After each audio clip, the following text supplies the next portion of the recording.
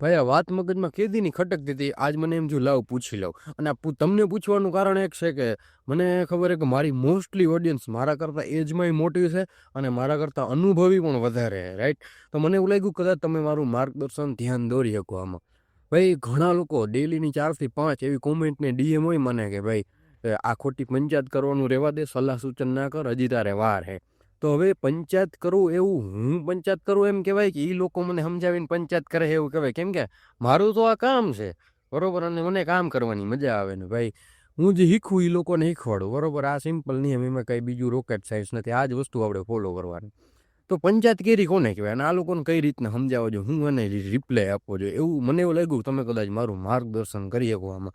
અને આ તો હાલ્યું રહે, બરોબર? અને બીજો મેઇન પ્રશ્ન એ હતો કે ભાઈ જે લોકો વિપાસનામાં ગયા છે ને, વિપાસના મેડિટેશન સેન્ટરમાં, એ લોકો ખાલી મને જરાક ડીએમ સમજાવી દેજો ને કોઈ કઈ રીતના પ્રોસેસ હોય બધી એમાં. કેમ કે મેં હમણાં રજીસ્ટ્રેશન કર્યું હતું 7-8 દી પહેલાં, પણ એનું કંઈ કન્ફર્મેશનનો મેલ કે આવ્યો નહીં. પછી જે એની સ્ટાર્ટિંગ ડેટ હતી એ વહી ગઈ, પણ એનું કાંઈ આવ્યું નહીં. પાછું સ્ટેટસ ચેક કરું હોઉં તો એમાં બતાવે કે ભાઈ રજિસ્ટ્રેશન નોટ અવેલેબલ કેવું બતાવે.